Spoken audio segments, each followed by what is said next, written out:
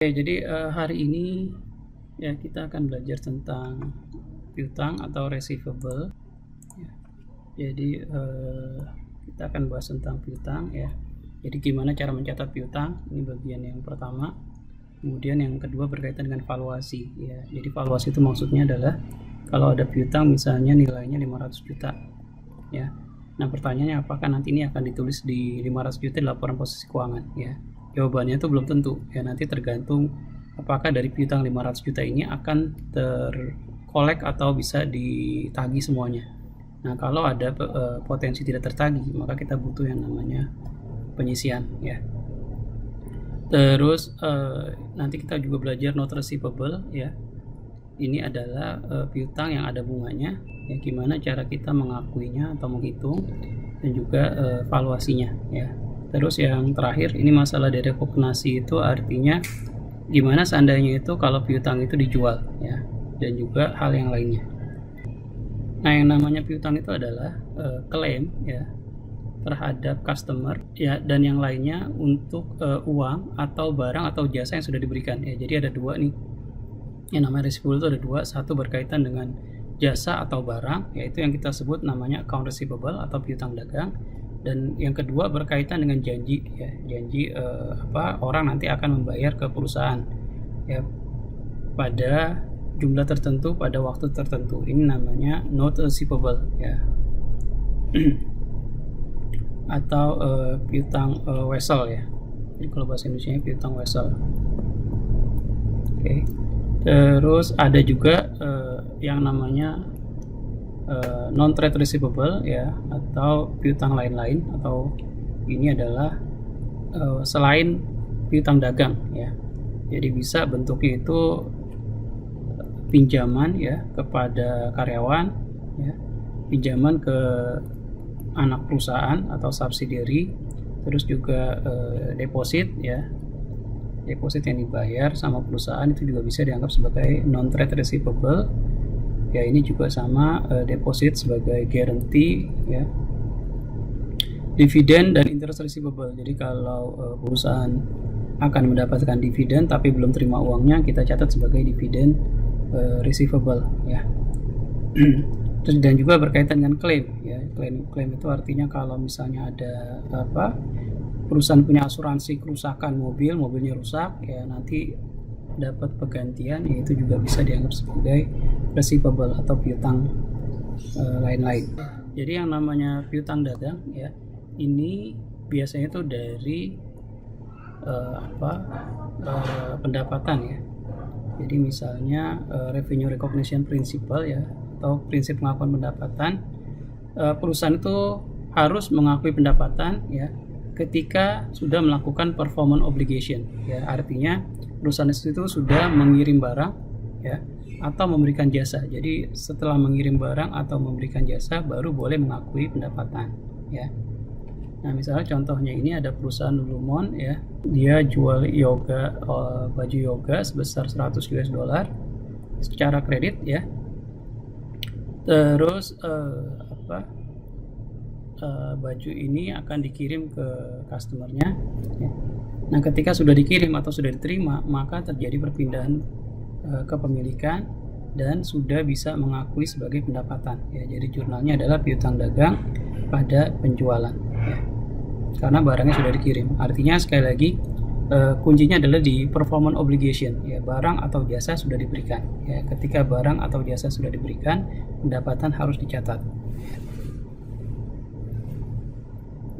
Jadi syaratnya itu adalah harus ada pembayaran ya, atau Lulumon sebagai penjual dia akan menerima ya hak untuk mendapatkan pembayaran dari nasabahnya atau customer ya.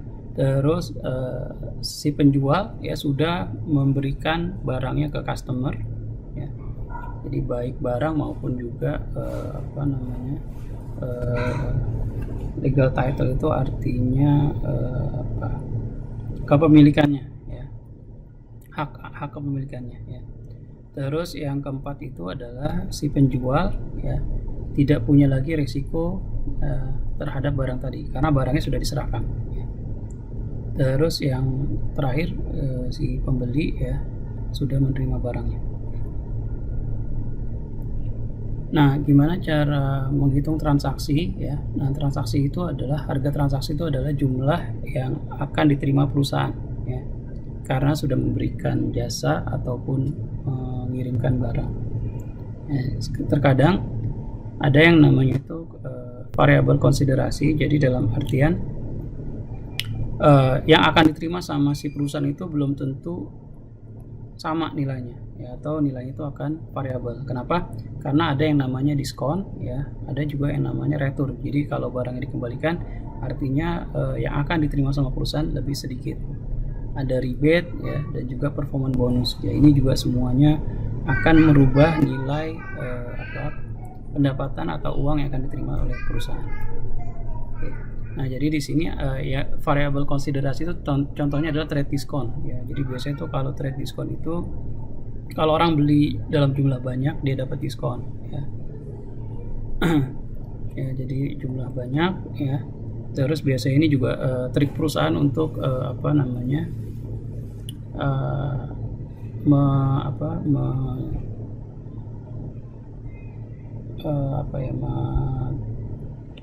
tidak memberikan nilai yang sesuainya ya, atau menyembunyikan nilainya itu dari kompetitor ya.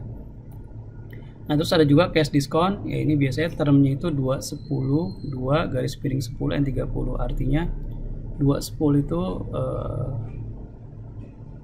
akan dapat diskon ya kalau bisa bayar dalam waktu 10 hari ya. Jadi 10 hari dia akan dapat diskon 2% ya.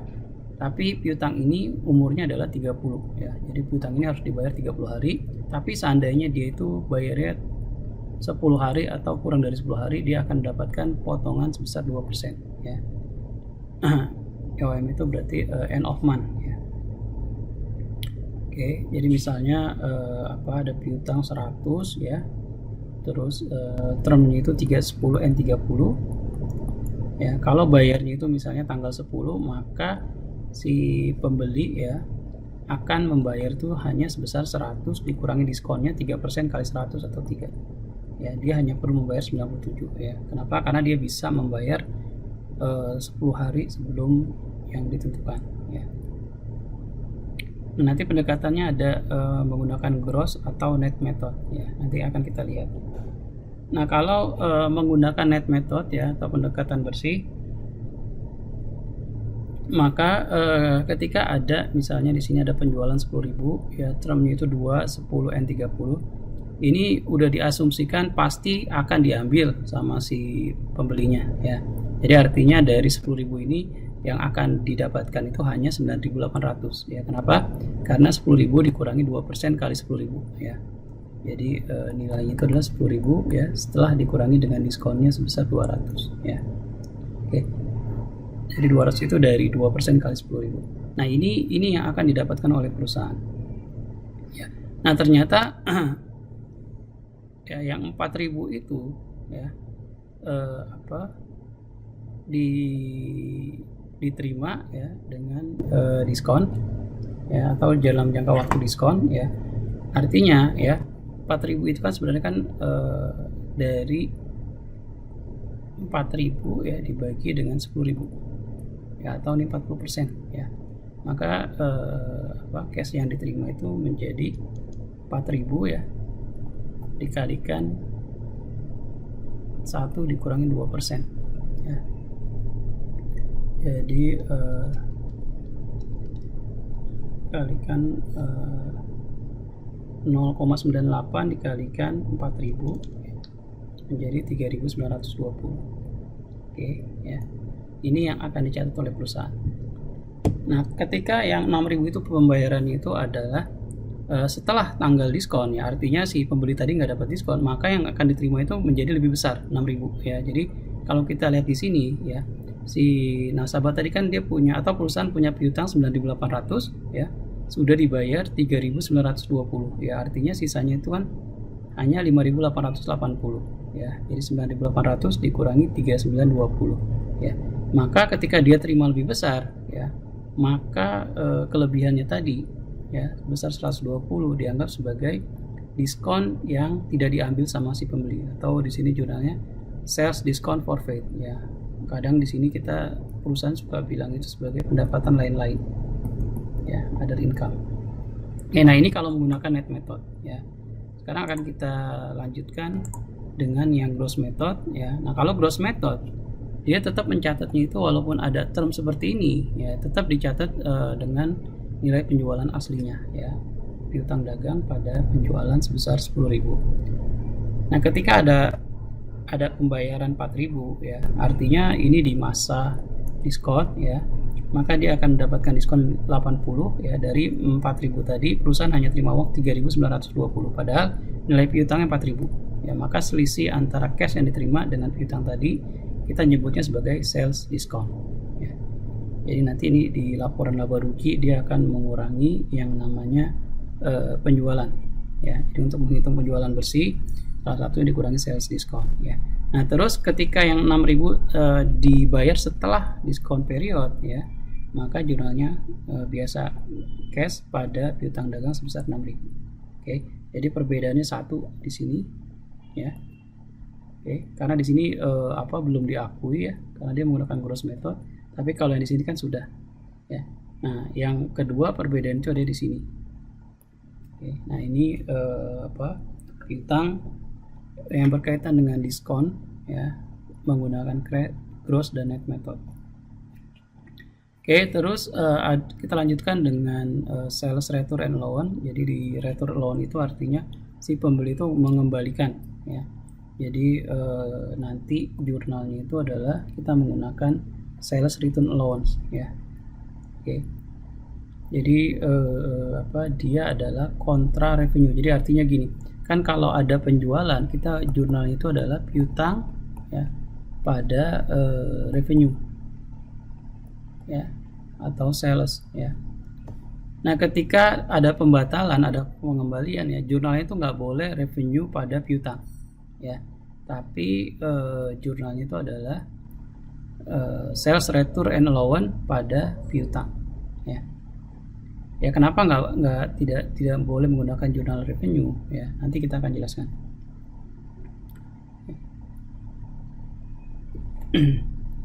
Ya, jadi di sini kenapa tidak boleh ke revenue adalah jadi untuk mengidentifikasi, ya, yang berkaitan dengan barang yang tidak baik. Jadi maksudnya gini, kalau seandainya itu nanti ketika ada retur gitu kita jurnalnya revenue pada piutang, ya, maka nanti di perusahaan yang menggunakan cara seperti ini nanti nggak ketahuan nih, ya, ternyata itu banyak barang yang dikembalikan, ya.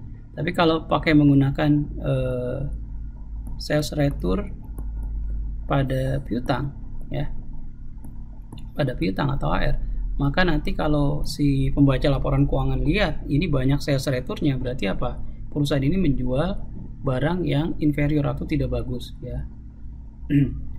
Jadi banyak melakukan kesalahan, ya. Jadi artinya nanti yang akan dibaca atau keputusan yang akan diambil menjadi berbeda, ya. Maka sekali lagi untuk sales return and allowance, ya, kita tidak boleh menggunakan pendekatan dibalikan ke revenue, harus menggunakan akun baru namanya sales return and allowance, ya. Ini contohnya misalnya, ya, ada penjualan 5.000 secara kredit, ya, maka jurnalnya adalah sales revenue, ya, AR pada sales revenue, oke, ya. Nah ternyata ada ada yang rusak, ya, jadi ada yang diretur, ya, maka jurnalnya adalah sales return and allowance pada piutang dagang, ya. Terus ada lagi tambahan 100 untuk sales return, maka jurnalnya, ya, kalau yang tadi itu sudah ditukar, ya, tapi kalau seandainya dia mengestimasi, ya, kira-kira nih mungkin akan ada tambahan yang akan diretur, maka jurnalnya adalah sales return pada allowance, ya, allowance for sales return, ya. Jadi ini nanti akan masuk sebagai liabilitas, ya, di laporan posisi keuangan. Oke. Nah terus ada kaitannya sama time value of money, ya. Biasanya yang berkaitan dengan account receivable karena ini jangka pendek biasanya kita abaikan, ya. ya. Jadi nggak ada present value untuk piutang dagang ya. Oke. Nah, terus kalau kita lihat di sini ya, jadi ketika kita perusahaan menyampaikan piutang dagang di laporan posisi keuangan ya, maka dia harus melihat berapa sih yang akan diterima dari piutang dagang tadi ya. Maka nanti piutang dagang setelah dikurangi dengan penyisihan ya, atau di sini namanya loan for doubtful account ya, penyisihan piutang ragu-ragu. Oke. Jadi di sini, nah di laporan posisi keuangan nanti kita lihat di sini. Jadi AR dikurangi penyisihan, maka piutang bersihnya atau net account receivable menjadi 475. 500 piutangnya, 25 penyisihan. Ya. Atau boleh juga seperti ini. Ya, ini udah langsung dikurangi di sini, dia nggak di nilai awalnya nggak ditulis ya, tapi dibilang account receivable net of 25 allowance. Jadi artinya ada penyisihan sebesar 25. Tapi nanti angkanya akan sama, sebesar 475. Oke. Nah, ketika ada ada penjualan ya, AR pada sales revenue ya, maka akan menambah account receivable ya. Terus ketika ada penerimaan tadi dari sebuah 333, maka dia akan dikredit ya, maka saldonya itu akan berkurang menjadi 267 ya. Nah, terus ada adjustment 15 untuk bad debt ya, berarti allowance-nya itu tadi 25 ya, kita tambahkan lagi 15 menjadi 40. Nah, di sini ada write off. Write off itu artinya yang tadinya itu masih ragu-ragu, sekarang benar-benar sudah dihapus ya. Kenapa dihapus? Ya mungkin tadi nasabahnya itu sudah meninggal misalnya, atau nasabahnya itu sudah bangkrut perusahaannya, jadi nggak mungkin akan bisa dibayar ya. Maka itu kita lakukan write off atau penghapusan piutang ya. Dari jurnalnya adalah loan AR. AR-nya dikredit, berarti AR ini benar-benar sudah tidak tercatat lagi di perusahaan ya. Jadi kita kredit ya, loan kita debitnya, jadi akan mengurangi saldo piutang dan juga mengurangi saldo penyisihan piutang atau loan for doubtful account. Oke. Nah, nanti di sini kita lihat ya. Jadi kalau kita balik lagi, maka piutang perusahaan ya menjadi 257 ya, dikurangi 30 atau sebesar 227 ya. Jangan lupa net of 30 allowance ya. Ini cara melaporkan di laporan posisi keuangan. Oke. Nah, gimana cara kita menghitung berapa sih piutang yang tidak tertagih ya? Jadi jurnal itu BTP expense ya. Jadi sebenarnya yang namanya piutang tidak tertagih itu ya sebenarnya hal yang normal ya. Jadi kalau perusahaan memberikan fasilitas ya, bisa memberikan kredit atau piutang ya, pasti ada potensi tidak terbayar ya, atau kita suka menyebut sebagai resiko kredit ya. Kenapa ya? Karena dia menjualnya tidak secara tunai ya. Nah, nanti ada dua pendekatan untuk menghitung uncollectible account ya, bisa pakai direct write off dan juga pakai loans ya. Jadi metode langsung. Jadi metode langsung itu artinya kalau ada nasabah itu yang kira-kira sudah meninggal misalnya ya, dan nggak mungkin terbayar lagi, maka langsung aja ya BTP expense misalnya ya, jurnalnya BTP expense ya, kreditnya itu pada AR. Ini yang namanya direct write off ya, atau pakai allowance ya. Nah, akuntansi itu ya harus menggunakan yang namanya allowance ya. Ya, jadi ya sekali lagi standar akuntansi itu kita harus menggunakan yang namanya allowance. Nah, gimana cara kita bikin allowance-nya atau penyisian untuk piutang? Ada dua pendekatan ya, bisa menggunakan persentase penjualan atau persentase piutang ya. Jadi kalau pendekatan pertama itu misalnya kalau ada penjualan 200 ya, pengalaman sebelumnya biasanya itu dari penjualan 200 itu 1% itu akan tidak dibayar ya. Maka kalau menggunakan persentase penjualan, maka kita bikin allowance-nya sebesar 200 dikalikan 1% atau 2 ya. Nah, kalau percentage of receivable ini atau persentase dari piutang, ini kita menggunakan yang namanya nanti umur piutang ya. Jadi logikanya adalah makin lama piutang itu belum dibayar ya, maka kemungkinan besar tidak terbayar itu lebih besar ya. Nah, ini kalau pendekatan direct rate off, kita jurnalnya tadi sudah saya jelaskan ya, BTP expand pada piutang. Jadi piutangnya dianggap seolah-olah itu hilang ya, atau lunas ya, padahal tidak ada pembayaran. Oke. Ya, jadi sekali lagi secara standar akuntansi ya, PSAK atau IFRS itu mewajibkan pendekatan allowance ya, bukan direct write off tapi pakai allowance ya. Jadi tujuannya untuk apa? Nanti biar piutang tadi disajikan secara realizable value, artinya nilai yang bisa diterima oleh perusahaan atau direalisasikan.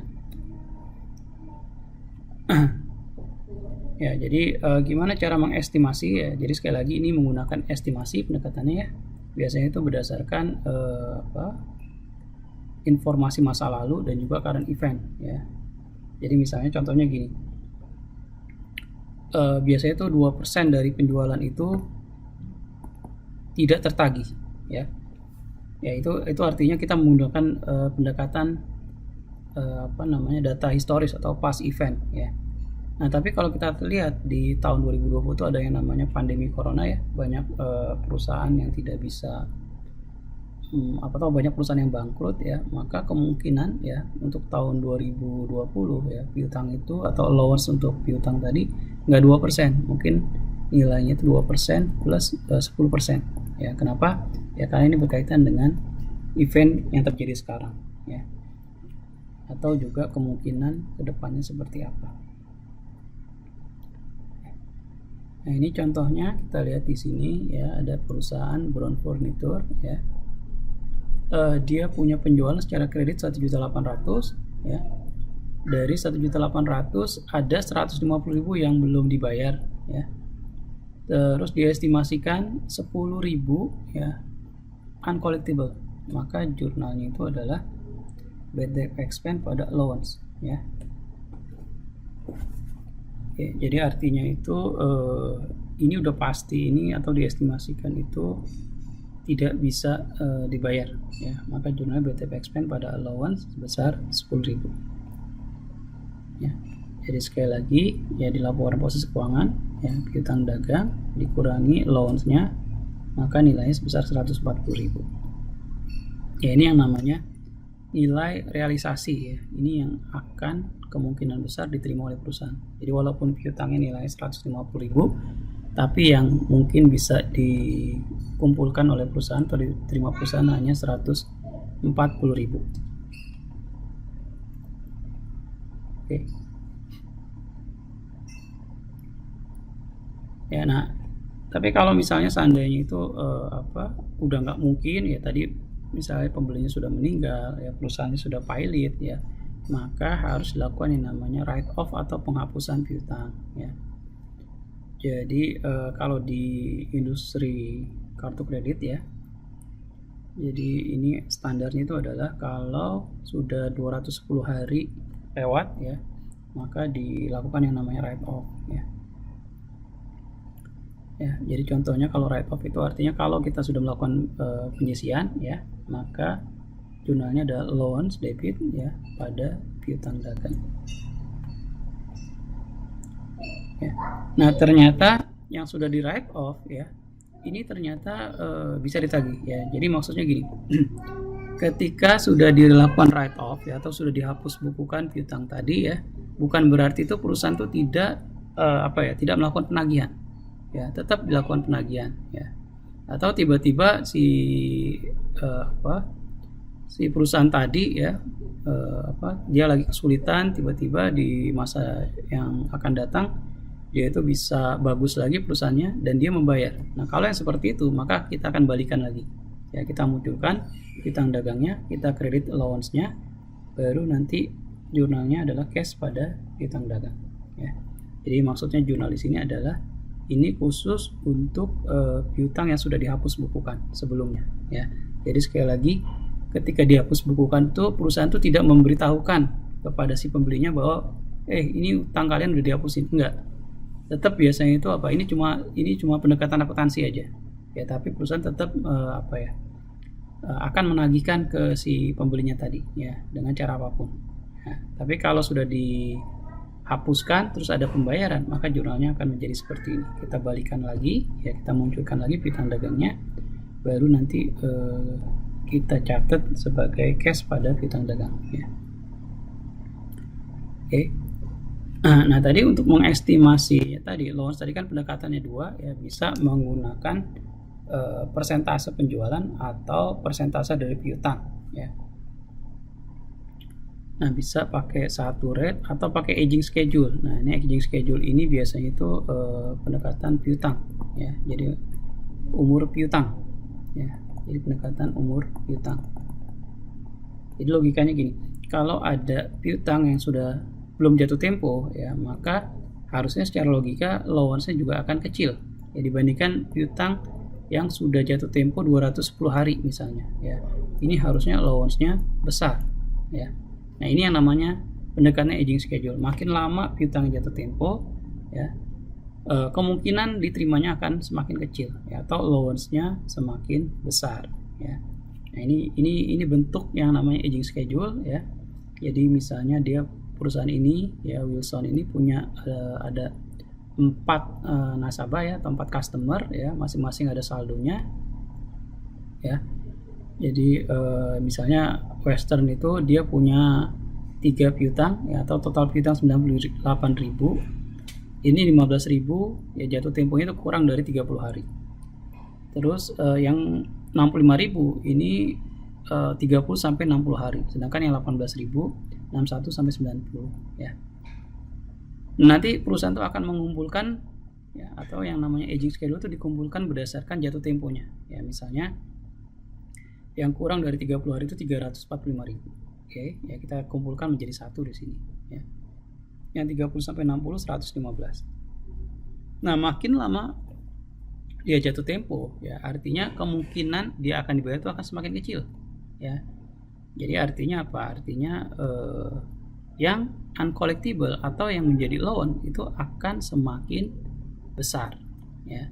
Jadi kalau kita lihat di sini yang kurang 30 hari hanya 0,8% ya, karena ini kan ya emang mungkin perusahaan ini polisinya adalah pembayaran itu setelah 30 hari ya, artinya ini belum jatuh tempo ya. Jadi kemungkinan besar ini akan tertagih, maka allowance-nya juga nilainya kecil.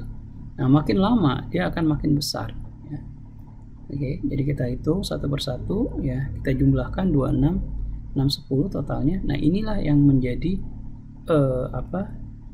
saldo dari loan for doubtful account ya. Jadi artinya kalau perusahaan itu tidak punya saldo awal ya, maka jurnalnya untuk catatnya adalah bad debt expense pada allowance for doubtful account ya, sebesar 26610.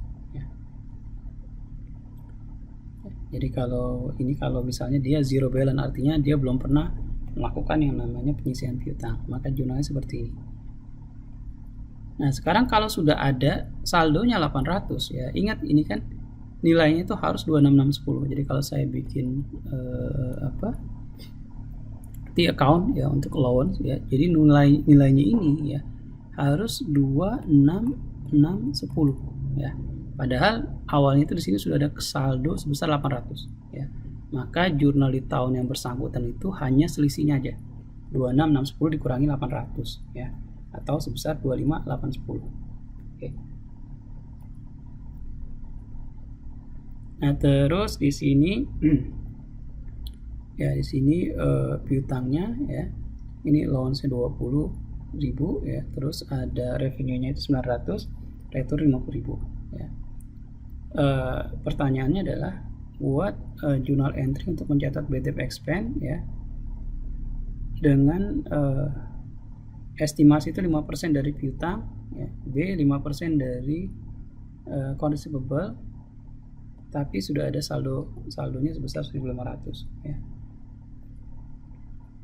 Oke, jadi di sini karena 5% dari piutang ya, di sini kan kita lihat piutangnya 100.000 ya. ya, 100.000 5%-nya ya. Di sini artinya itu apa namanya, kan kalau berdasarkan piutang tadi kan di sini 5% dari piutang ya, berarti kan 5% dikalikan 100.000 ya. Oke. Nah, ini kan nilainya 5.000, tapi karena udah saldo 2.000 ya, maka tambahannya hanya cukup 3.000. Oke. Nah, kalau yang pendekatan di sini adalah ya, di sini dia allowance-nya itu debit balance ya. Jadi artinya ya, jadi maksudnya di sini ya. Jadi kalau di sini kan apa, dia harusnya 5.000 ya, tapi di sini dia udah ada saldo 1.500, maka di periode ini ya, tahun ini, maka jurnalnya menjadi 6.500 ya. 5.000 untuk yang tahun sekarang sama menambah saldo balance-nya tadi ya, debit balance-nya. Oke, kita lanjutkan dengan note receivable ya, atau piutang wesel. Nah, jadi ini kaitannya nanti dengan time value of money ya.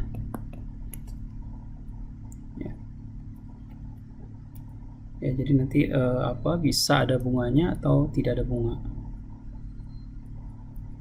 Jadi biasanya itu note receivable itu dasarnya itu adalah dari piutang ya, tapi dia tidak bisa bayar, terus dia bilang tolong dong diperpanjang ya, tapi dengan bunga tadinya. Jadi kalau piutang itu kan tidak ada bunga, sekarang dengan bunga.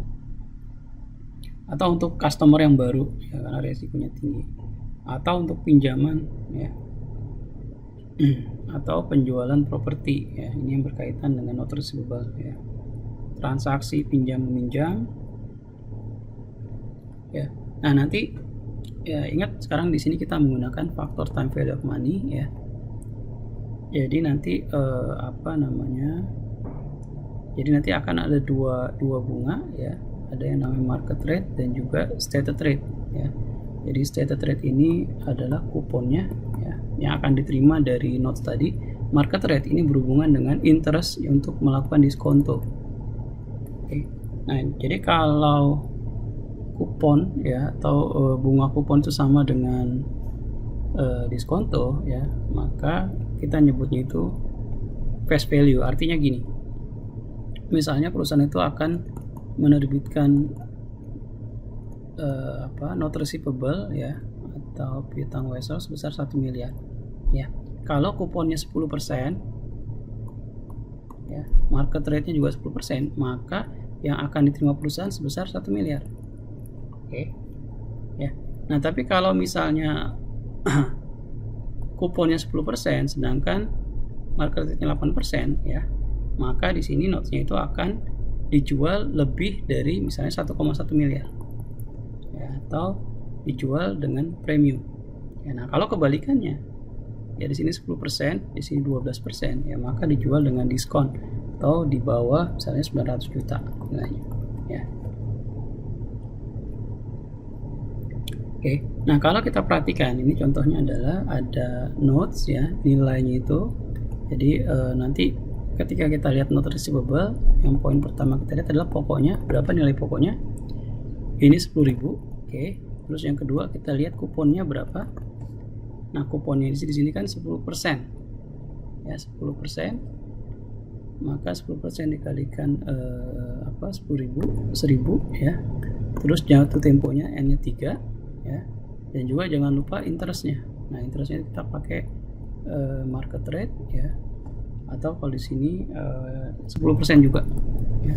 Maka tadi kan kita udah lihat kalau dia sama ya, maka nilai dari notes ini sebesar nilai nominalnya atau nilai pokoknya sebesar 10.000 ya. Nah, kalau kita perhatikan di sini ya, yang namanya notes 3 tahun tadi ya, setiap tahun ya, selama 3 tahun si perusahaan akan mendapatkan bunga sebesar 1.000 ya, dan pada tahun terakhir atau tahun ketiga dia akan dapat tambahan lagi untuk pokoknya ya. Nah, kalau kita menggunakan kerangka time value of money ya, maka kita bisa lihat ini kan sebenarnya adalah present value biasa atau present value pokoknya ya. Nah, kalau di sini kita present value dari kupon ya.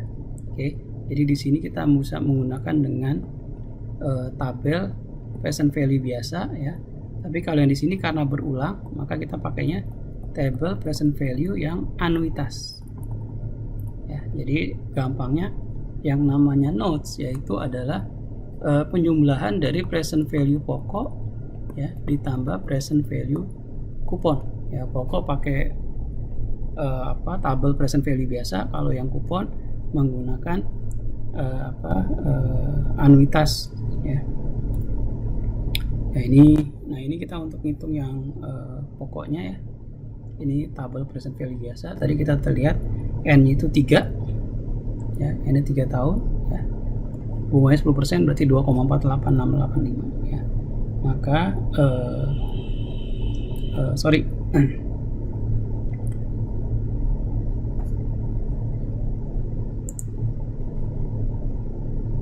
Oke, jadi di sini kita akan ngitung ya, ingat yang namanya nilai note receivable return present value pokok ditambah present value dari kupon. Oke ya. Nah, di sini kita punya tabel anuitas, berarti artinya tabel ini kita gunakan untuk menghitung yang namanya present value kupon. Ya, present value kupon itu artinya karena di sini N-nya 3 ya. 3 sedangkan bunganya 10%, maka ketemu angka 2,48685 ya. Nah, tadi kita tahu kuponnya 1000 dikalikan 2,4865 menjadi present value-nya 2487. Oke. Nah, ingat ini kan baru sebagian ya. Karena yang namanya note sekali lagi present value kupon ditambah present value pokok. Nah, sekarang ini present value biasa, berarti kita akan menghitung yang untuk pokoknya ya. Berarti sama juga N-nya 3, 10%, berarti ketemunya di sini. Berarti 10.000 dikalikan 75132 atau 7.513. Nah, kalau kita jumlahkan maka nilai menjadi 10.000. Oke. Jurnalnya note receivable pada kas ya. Sedangkan pembayaran kupon pertama cash pada interest revenue atau pendapatan bunga. Nah, di sini kita lihat lagi. Kalau zero interest ya, jadi zero interest itu artinya bukan tidak ada bunga, tapi tidak ada kupon. Nah, lihat di sini ya, kuponnya 0. Jadi kalau tadi kan kita tahu yang namanya note receivable itu adalah present value pokok ditambah present value kupon. Oke. Nah, khusus untuk yang zero interest bearing note, maka di sini note receivable itu artinya present value pokok aja. Ya, kenapa? Karena present value kuponnya pasti 0 ya. Oke. Jadi artinya nilainya dia itu hanya kita ngitungnya 10.000 ya dibagi 1,09 pangkat 3 ya. Atau kalau mau pakai tabel ya, di sini tadi kan 3 9% ya, 3 ya 9%, berarti adanya di sini ya, maka nilainya sebesar 77218 atau kalian bisa ngitungnya itu 10.000 ya dibagi 1 ya ditambah 9% ya pangkat 3 ya, ini akan sama angkanya. Oke ya. Jadi sekali lagi, walaupun namanya itu adalah zero interest bearing note ya, ini bukan berarti tidak ada bunga ya, ini ada bunga. Kenapa? Karena yang namanya hutang tadi ya, atau notes tadi dari 7721 ketika diterbitkan ya, dia akan menjadi 10.000 ya, artinya tiap tahun itu dia akan bertambah. Nah, bertambahnya itu karena faktor dari bunga ya. Oke, jadi jurnalnya itu adalah ini ketika diterbitkan pertama kali perusahaan membayar cash ya. Terus di tahun pertama dia akan mencatat bunga ya, bunga itu note receivable, dia tidak terima uang karena ini adalah zero kupon ya, tidak mendapatkan kupon pada interest revenue ya. Jadi di sini kalau kita lihat, kita perhatikan awalnya kan 7721 ya. Maka interest revenue tahun pertama 7721 kita kalikan 9% ya. 69,496. Nah, setelah terima bunga yang pertama, nilai notes tadi menjadi 7721 ditambah 694 menjadi 84916. Nah, di tahun kedua ya, maka bunganya itu bukan lagi 694. Kenapa? Karena saldo dari notes-nya tadi udah berubah menjadi 8416, maka bunganya menjadi 8416, kita kalikan 9% menjadi 757. Jadi setiap tahun itu seperti itu. Nanti ketika jatuh tempo baru nanti dicatat cash pada note receivable sebesar 10.000. Oke, nah kalau di sini kita lihat 10% kuponnya ya, 12% market. Artinya ya, kupon itu lebih kecil dibandingkan dengan market rate ya. Maka obligasi ini akan dijual dengan diskon ya. Maksudnya adalah nanti pasti nilainya akan di bawah 10.000 ya. Di bawah lebih kecil dari 10.000 ya, mungkin bisa nanti kita lihat berapa angkanya ya. Nah, cara menghitung juga sama. Ingat sekali lagi, note receivable adalah present value pokok ditambah present value kupon ya. Jadi pokok pakai pakai tabel yang biasa ya. Atau kalau mau menghitung pokoknya itu adalah 10.000 dibagi 1,12 ya. Ingat kita pakai yang di sini ya, pangkat 3. Nah, kan untuk yang untuk yang kuponnya ya, ini kita menggunakan tabel di sini ya. Jadi 3 12% ya, 3 12% adanya di sini ya. Berarti tinggal dikalikan 2402 771. Jadi nilainya itu adalah 9520 ya. Ini pokok, ini kupon. Oke ya. Nah, ini tadi yang saya bilang pasti di bawah. Kenapa? Karena di sini kan kuponnya ya lebih kecil dibandingkan dengan market ya, pasti akan di bawah menjadi diskon. Nah, jurnalnya seperti apa? Jurnalnya note receivable pada cash sebesar 9520 ya. Ini artinya dari present value pokok dan kupon tadi, inilah yang akan dibayarkan oleh perusahaan. Oke. Nah, di sini karena ada diskon dan juga ya, jadi kita harus membuat yang namanya tabel lagi ya, atau tabel amortisasi ya. Kenapa? Karena tadi yang dibayarkan perusahaan 9520, ketika jatuh tempo dia akan terima 10.000 ya. Maka dia akan menghitungnya berapa yang diamortisasi, berapa tambahan si note receivable-nya itu dari 9520 kita kalikan dengan bunganya 12% ya. Nah, di sini kan dia dapat kupon 1.000 ya, interest revenue itu dari 9520 kita kalikan 12%, ini 1142, maka selisih 1142 dengan cash yang diterima ya, ini yang namanya diskon amortisasi dari diskon ya.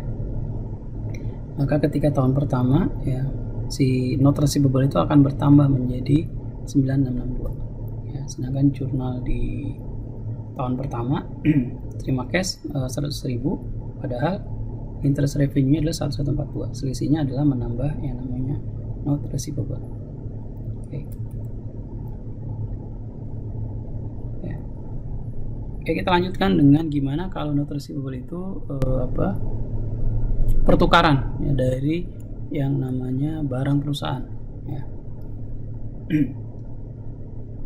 Jadi ini harusnya fair ya. Dalam artian fair itu biasanya nilai dari note receivable itu akan sama dengan nilai barang tadi ya. Tapi kalau misalnya bunganya itu nggak dibilang ya, maka kita bisa menggunakan pendekatan dari nilai pasar dari instrumen yang sejenis ya. Jadi misalnya di sini contohnya adalah ya, di sini ada Oasis Development ya, Oasis Accepted.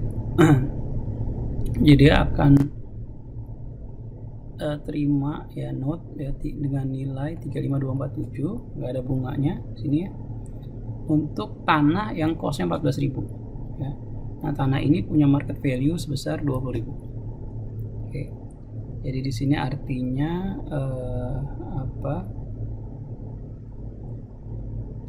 di sini artinya note receivable-nya, jadi ingat tadi tanahnya itu kan nilainya 14.000 ya.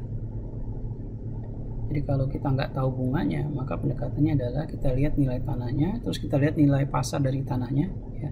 Maka selisih antara nilai buku dengan nilai pasar kita anggap sebagai keuntungan, ya. 14.000 ditambah 6.000, sedangkan note receivable-nya karena di sini tidak ada bunganya kita catat sebagai 20.000, ya, atau market value dari tanah. Ya. Nah terus yang terakhir itu kaitannya sama the recognition dari receivable, ya. Jadi receivable itu kan dia bisa hilang karena perusahaan dibayar, ya, piutangnya dibayar, ya, atau dijual, transfer, ya, ke perusahaan lain, ya. Jadi ada perpindahan atau transfer resiko dan kepemilikan dari piutang tadi ke perusahaan lain, ya. Jadi ini yang kita sebut biasanya namanya factoring, ya, penjualan piutang. Jadi alasannya banyak kenapa sih perusahaan melakukan penjualan piutang, ya, yang pasti untuk mempercepat penerimaan kas, ya, karena kompetisi, ya, karena nggak punya uang terpaksa harus jual piutangnya, ya. Terus juga penagihan itu butuh waktu lama dan mahal. Nah, transfer receivable itu bisa dengan dua cara, dijual atau secured borrowing. Jadi secured borrowing itu artinya minjem tapi dengan jaminan piutang. Oke. Nah, kita bahas yang pertama, penjualan piutang, ya. Jadi biasanya itu flow-nya itu adalah ini ada nasabah atau customer, ya. Customer itu dia kirim order ke perusahaan, ya. Oke, jadi artinya dia punya punya order dari nasabah, ya. Maka si ini yang pertama, yang kedua dia akan minta kredit, ya, ke perusahaan. Jadi artinya nanti saya akan jual piutang saya. Oke, ini di approve, ya.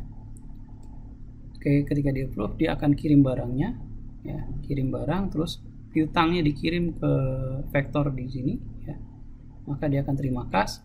Nah, sedangkan si customer dia akan bayar itu karena piutangnya sudah dijual, ya, ke perusahaan factor, maka dia bayarnya nggak lagi ke perusahaan tapi ke factor. Jadi perusahaan di sini akan terima uang lebih cepat dibandingkan kalau dia tidak melakukan yang namanya penjualan piutang. Nah, nanti ada yang sell without guarantee, artinya ketika saya jual atau perusahaan jual piutang, ya, perusahaan itu tidak lagi memiliki resiko. Dalam artian kalau si piutang tadi tidak dibayar, itu tidak ada efeknya terhadap perusahaan. Itu yang namanya penjualan tanpa garansi, ya. Jadi artinya pembeli, ya, atau perusahaan factoring tadi dia akan menanggung segala resiko, ya. Nah, kalau yang seperti itu artinya adalah penjualan piutang. Ya, jadi nanti si penjual atau perusahaan bisa mencatatnya itu adalah kredit piutang dan juga yang namanya kerugian atau keuntungan dari penjualan tadi. Ya, jadi biasanya itu pakai nanti akun itu do from factor, ya, ini receivable, ya. Ya. Ini yang berkaitan dengan diskon atau retur dan allowance, ya. Jadi maksudnya ini adalah potensi untuk diskon, retur dan allowance itu dianggap sebagai due from factor, ya. Nah, misalnya contohnya gini. Jadi Crash Textile ini punya piutang, ya, dia punya AR sebesar 500.000, ya. On non-guarantee basis. Jadi ada perusahaan factoring, ya, dia akan men-charge 3% dan ya, dia akan minta, ya, 5% lagi sebagai jaminan kalau ada yang namanya retur dan lain-lain, ya. Oke, jadi di sini adalah perusahaan yang menjual piutang, ya, karena di sini adalah without guarantee, ya, jual putus, maka seolah-olah tuh kayak piutang itu udah lunas, ya. Kredit AR-nya, ya, terus cash-nya itu adalah 460.000. Ya, dari mana 460.000? Nah, ingat di sini kan ada dua nih, 3% sama 5%. 3% itu adalah pendapatannya si faktor tadi, ya. Ya, jadi artinya, ya, perusahaan itu punya piutang tapi dijual, ya. Jadi artinya dia punya piutang 500.000 hanya terima 460.000. Oke. Nah, yang di sini, ya, yang 25.000 ini asalnya adalah 5% dari account receivable. Ya, ini yang namanya nanti kalau misalnya ada klaim, ada yang retur, ini nanti perusahaan itu harus membayar sebesar 25.000, ya. Oke. Jadi di sini piutang ya 25.000 ya. Nah, selisihnya dianggap sebagai kerugian karena menjual tadi ya. Jadi maksudnya adalah di sini yang tadi 25.000 ini kalau seandainya itu sampai piutang lunas 500.000 ini tidak ada yang ada yang klaim, tidak ada yang retur segala macam, maka perusahaan akan mendapatkan tambahan uang sebesar 25.000 ya. Tapi kalau ada yang klaim berarti tidak mendapatkan uang 25.000 tadi. Oke. Nah, bagi si pembeli ya, maka dia akan punya receivable 500.000. Oke. Terus dia akan membayar, dia keluar cash 460, dia akan mendapatkan pendapatan bunga, yaitu haknya dia 3% dari nilai piutang, dan juga due customer. Jadi dia punya hutang. Ya, hutang itu dalam artian ini adalah semacam allowance ya, kalau ada si customer yang melakukan penukaran atau retur ya, atau diskon dan yang lain-lain ya. Oke, ini yang sell without guarantee, tanpa jaminan, atau biasa istilah itu jual putus ya. Jadi jual putus itu si penjual tidak punya resiko lagi. Oke, nah kalau with guarantee ya, nah pertanyaannya kalau with guarantee itu artinya gini, ketika piutangnya dijual ya, si perusahaan itu nanti kalau misalnya nggak bisa ditagih ya, dia masih punya kewajiban untuk apa? Untuk membayar. Nah, sekarang pertanyaannya, itu dijual atau enggak ya. Nah, secara akuntansi ya, karena si penjual piutang tadi itu menjamin pembayaran dari si pembeli ya, maka di sini bukan dianggap sebagai penjualan ya, atau di sini istilahnya fail sale ya. Maka ini dianggap sebagai pinjam meminjam ya. Maka kalau kita bandingkan dengan yang sebelumnya ya, di sini kan piutangnya itu langsung seolah-olah kayak lunas, dia terima uang, tapi di sini nggak bisa ya, dia tetap terima uang cash sebesar 460.000, tapi kita nyatetnya bukan ke AR tetap ada di perusahaan ya, kita nyatet sebagai recourse liability ya. Ini yang with guarantee ya. Oke. Nah, terus bagi commercial factor ya, dia tetap nyatet sebagai account receivable ya, cash ya. Jadi kalau dari sisi commercial factor ya, maka dia hampir sama jurnalnya ya. Sini. Tapi dari sisi si penjual ya, atau si perusahaan yang menjual piutang tadi, perbedaannya ada di sini ya. Dia bukan mengurangi piutang, tapi sebagai pinjam meminjam. Oke. Nah, tadi untuk untuk dari recognition dari receivable ya, tadi kan pendekatan ada dua, bisa dijual piutangnya ya, atau dijadikan sebagai jaminan atau kolateral. Ini yang namanya secured borrowing. Jadi secured borrowing itu adalah sebenarnya pinjam meminjam dengan jaminan. Nanti lawan itu adalah unsecured borrowing. Unsecured borrowing itu artinya pinjam meminjam tanpa jaminan. Jadi tujuannya ya udah pasti dengan secured borrowing. Kalau si peminjamnya nggak bisa bayar, maka jaminan tadi itu bisa dijual ya. Atau kalau di sini dalam hal ini piutang tadi bisa ditagihkan dan untuk menjadi sebagai pengganti pembayaran ya. Nah, biasanya karena ini bentuknya jaminan, biasanya itu nilainya itu lebih besar daripada pinjamannya. Ya, ini contohnya nih. Jadi ada perusahaan ya, dia punya piutang 700.000, dia minjam 500.000. Ya, jadi jaminan itu biasanya lebih besar dibandingkan dengan nilai piutangnya ya. Oke. Ya, nah di sini perusahaan tetap nanti akan menagihkan ya. Nah, di sini bank itu ada finance charge 1% ya, terus ada bunganya 12% ya, pembayaran tiap bulan. Oke, maka kita lihat di sini ya, ini dari dua sisi. Ini dari yang minjem, borrower ya, minjam. Ya, di sini bank yang memberikan pinjaman. Ya. Nah, di sini ketika tadi kita lihat di sini kan pinjamannya itu 500.000, tapi ada beban bunga ya, atau finance charge ya. Jadi biasanya di sini langsung dipotong ya sebesar 1% dari 700.000 ya. Ya, jadi kenapa finance charge itu dari 700.000 ya, karena di soalnya bilang 1% dari AR ya, 1% dari 700.000 ya. Nah, kadang biasanya itu bagi si perusahaan ya, bisa dianggap sebagai other interest expense, beban bunga atau beban lain-lain ya. Oke. Nah, dari sisi banknya ya, dia akan punya notes ya, tapi keluar cashnya itu hanya 493 karena yang di sini menjadi interest revenue atau pendapatan lain-lain,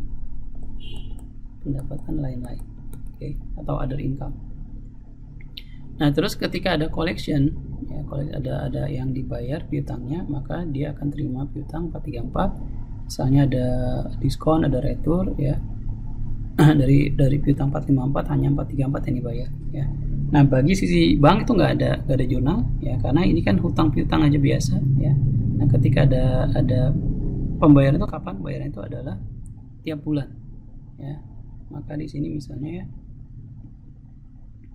ya di sini kan bunganya 12%, nilainya 500.000. Nah, karena di sini 1 bulan aja, maka nilai bunganya sebesar 5.000 ya. Sedangkan di sini cash yang diterima 434 ya. Maka dari yang cash yang diterima di sini ya, ini semua akan dibayarkan atau diberikan ke bank ya, dan mengurangi notes payable perusahaan ya. Sedangkan bagi bank dia akan terima sebesar 439 ya. Jadi piutangnya dia 434, sisanya itu adalah interest revenue ya. Nah, terus ketika ada koleksi lagi ya 244 ya, terus ada allowance segala macam, bank nggak perlu nyatet. Nah, ketika ada pembayaran di bulan kedua ya, nah di sini kan tadi sisa utang itu kan udah dibayar 434, maka sisa utang hanya 66.000. Artinya dari 244 yang diterima sama si perusahaan, nggak semuanya dibayarkan, hanya kekurangannya aja 66.000 plus bunganya ya, bunga selama 1 bulan ya. Oke, jadi di sini bunganya adalah 66.000 ya, selisihnya dikalikan 12% kalikan 1 bulan ya. Nah, bagi bank dia kebalikannya, terima uang 6660 ya, dari notnya 66.000 dan juga bunganya 660. Oke. Ya, ini contohnya lagi ya, yang berkaitan dengan secured borrowing ya. Ini Prince Company ya, dia punya AR 500.000, dia pinjam 300.000 ya. Nah, ini finance charge-nya 2%, interest-nya itu 10%. Oke.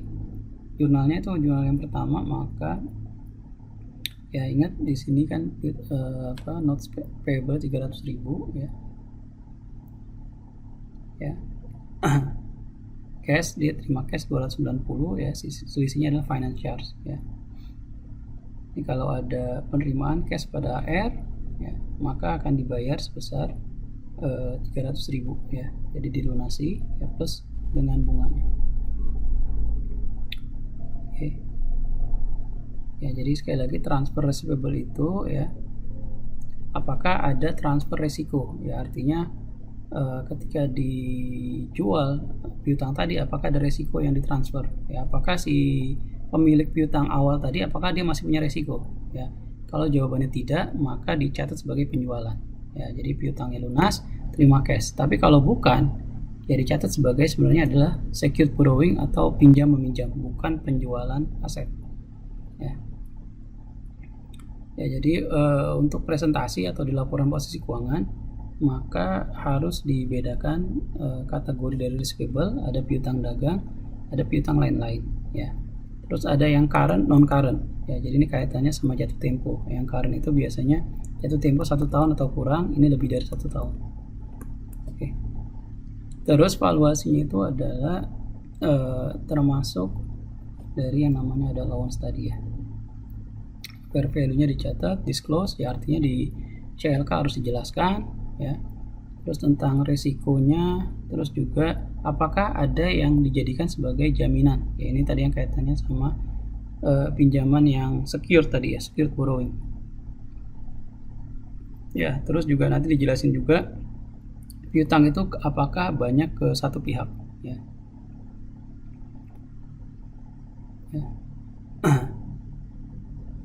Nah, terus di sini kita ngitung yang namanya account receivable turnover ya. Jadi ingat kalau kita ngomongin turnover ya, Ini kaitannya sama penjualan. Jadi AR turnover, ya. AR turnover, ya, turnover ini adalah equal sales, ya. Jadi turnover dibagi dengan namanya. Jadi kalau misalnya ada aset turnover, ya, maka di sini adalah sales dibagi dengan total aset, ya. Karena di sini AR turnover, maka net sale dibagi dengan average trade receivable, ya. Jadi maksudnya di sini net sale itu adalah setelah dikurangi dengan retur dan allowance. Trade receivable net ini artinya setelah dikurangi dengan allowance for the full account, ya, atau piutang ragu-ragu, ya. Maka di sini ada net salesnya, ya. Average itu artinya 2 tahun, ya. Piutang selama 2 tahun dibagi 2, ya. Atau di sini kalau kita lihat menjadi 14,9 kali, ya. Atau kalau kita bagi, ya, dengan 365 dibagi 14,9 hari, itu rata-rata, ya, sebesar 24,5 hari. Ya. Jadi tujuannya untuk apa? Untuk melihat likuiditas, terus juga melihat berapa lama sih piutang tadi bisa dikolek, ya.